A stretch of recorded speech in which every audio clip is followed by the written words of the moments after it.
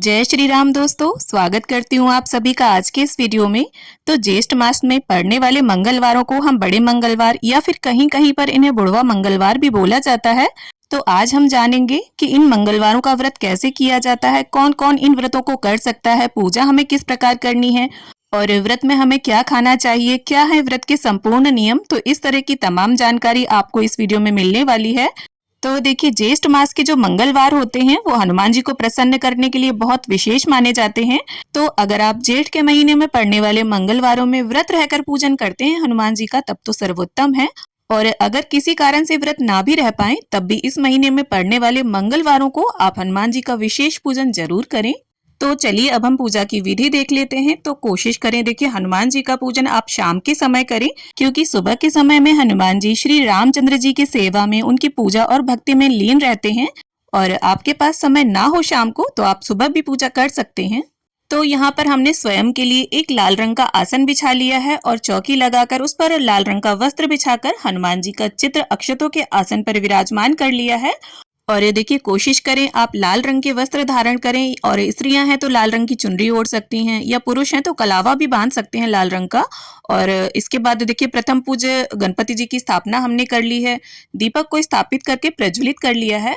और यहाँ पर देखिए, शुद्ध देसी घी का दीपक मैंने प्रज्वलित किया है। अगर आपको चमेली का तेल शुद्ध मिल जाता है तो आप उसका दीपक प्रज्वलित करें। अब गंगा जल और फूल की सहायता से स्नान की भावना से हमने सभी को छींटा दे दिया है। देखिए, अगर आपकी मूर्ति है हनुमान जी की, तो आप बाकायदा उन्हें साक्षात पंचामृत से और जल से स्नान कराएं। और ये देखिए, आप ऐसा चित्र लें हनुमान जी का जिसमें श्री रामचंद्र जी भी बने हों, क्योंकि बिना श्री रामचंद्र जी के हनुमान जी अपना पूजन स्वीकार नहीं करते हैं। अब देखिए, हनुमान जी के पूजन में ये जो पीला सिंदूर होता है, ये विशेष रूप से उन्हें अर्पित किया जाता है। तो इस प्रकार से हम सभी को तिलक कर देंगे, अक्षत अर्पित कर देंगे। तो देखिए, वर्ष 2025 में ये जो बड़े मंगलवार हैं वो 13 मई से शुरू होकर 10 जून तक करीब 5 मंगलवार पड़ेंगे। अब प्रथम पूज्य गणपति जी को यहाँ पर लाल गुलाब और धूप घास मैंने अर्पित कर दी है, और इसके साथ ही जनेऊ उन्हें अर्पित कर देंगे, और साथ में हम दीपक का भी पूजन कर लेंगे। अब यहाँ पर हनुमान जी को भी हम जनेऊ और साथ में पीले फूलों की माला है तो वो अर्पित कर देंगे। तो देखिए, ये जो ज्येष्ठ मास के मंगलवार के व्रत हैं, तो कौन कौन इन व्रतों को रख सकता है। तो इन व्रतों को देखिए, स्त्री पुरुष बच्चे सभी रख सकते हैं। बस होता क्या है, स्त्रियां जो होती हैं वो चोला नहीं चढ़ाती हैं। तो यहाँ पर अगर आपको चमेली का फूल मिल जाता है तो वो जरूर अर्पित करें हनुमान जी को। मैंने यहाँ पर माला और लाल रंग के गुलाब अर्पित कर दिए हैं, और साथ में इत्र अर्पित कर देंगे। तो इस तरह से देखिए, कॉटन में हम इत्र लगाकर हनुमान जी को समर्पित करेंगे। तो देखिए, अगर आप इस पूजन को शाम को करते हैं तो सुबह के समय मंदिर जाएं, किसी भी आसपास के हनुमान जी के मंदिर में आप चले जाएं, और बूंदी या बूंदी के लड्डू या बेसन के लड्डू का प्रसाद चढ़ा कर आएं। और अगर पुरुष जा रहे हैं तो साथ में चोला भी चढ़ा सकते हैं। और ये देखिए, यहाँ पर अगर आप चाहें तो 5 मंगलवारों को इस तरह से 1.25 मीटर लाल रंग का वस्त्र भी अर्पित कर सकते हैं। फिर इस वस्त्र को आप बाद में किसी भी हनुमान जी के मंदिर में पुजारी को दान कर सकते हैं। तो देखिए, जिस तरह से श्रावण मास शिव जी को प्रसन्न करने के लिए होता है, उसी तरह से ज्येष्ठ के मंगलवार भी हनुमान जी को प्रसन्न करने के लिए बहुत विशेष माने गए हैं। तो देखिए, इन व्रतों में बिना नमक का अन्न से बना मीठा भोजन किया जाता है। तो यहाँ पर हनुमान जी को भी हम चूरमे के लड्डू समर्पित करेंगे, और जो भी ऋतु फल हो आपके पास आप वो अर्पित करें। और देखिए, अगर बाजार का आप अर्पित करते हैं बूंदी के लड्डू या बेसन के लड्डू, तब तो ठीक है, मगर अपने हाथ से भी बनाकर उनको भोग जरूर अर्पित करें।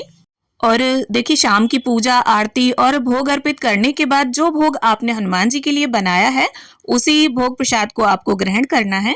और भोग प्रसाद के साथ आप जल भी रख दें, और सभी भोग प्रसाद में तुलसी का पत्ता अवश्य डाल दें, क्योंकि जब तक भोग में तुलसी दल नहीं होगा हनुमान जी की भूख शांत नहीं होगी, उन्हें तृप्ति नहीं मिलती है। अब देखिए, चूंकि बड़े मंगलवार हैं और आपको हनुमान जी का विशेष पूजन करना है, तो विशेष पूजन करने के लिए आपको हवन जरूर करना है, क्योंकि हवन के माध्यम से ही, आहुति के माध्यम से ही भोग प्रसाद जो है वो सीधे देवताओं को मिलता है, उन्हें स्वीकार होता है।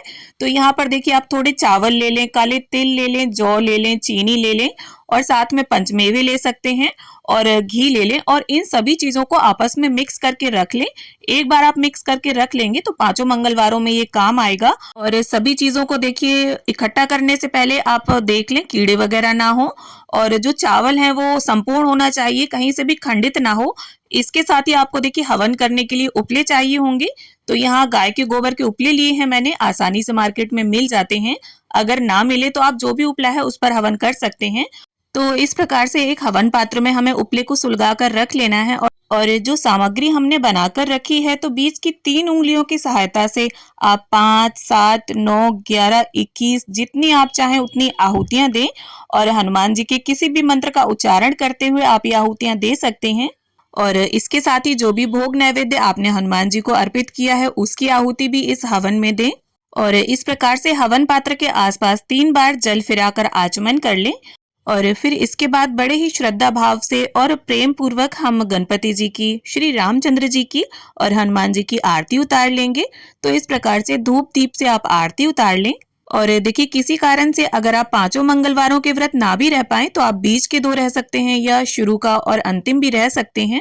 और जो लास्ट मंगलवार पड़ेगा उसमें हमें उद्यापन करना होगा।